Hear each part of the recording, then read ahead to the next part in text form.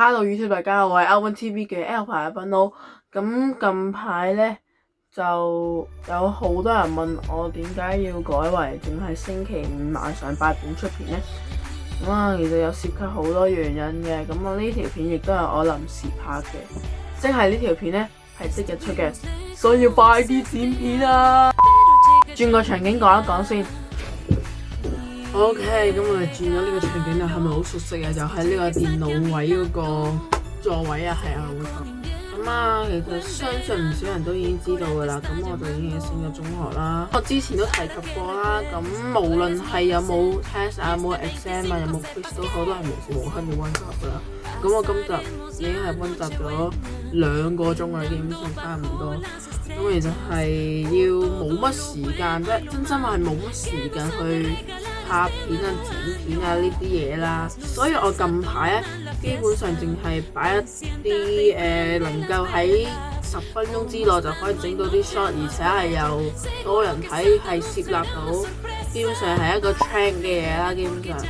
咁第二就係呢一個奔跑吧少年啦，就係可能要暫停一下啦，因為最近就陸運會啦，即係前日同埋尋日就係陸運會啦，學校嘅陸運會。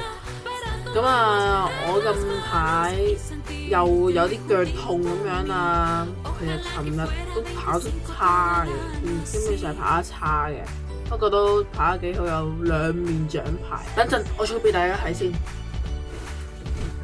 2,000 years later，有啦！就係呢2塊獎牌耶，銀牌同埋銅牌。咁啊，呢一個就係銅牌啦。咁啊，呢一個就係銀牌啦，好明顯啦。哇，好勁喎，反光大佬。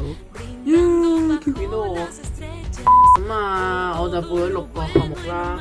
咁啊，分別係100米、200米、跳遠、4乘100、2項4乘100，然後1個4乘400，咁啊有6項嘅。所以呢個就係其中一個因素，令到我唔係幾想拍奔跑吧少年啦，因為腳痛始終都。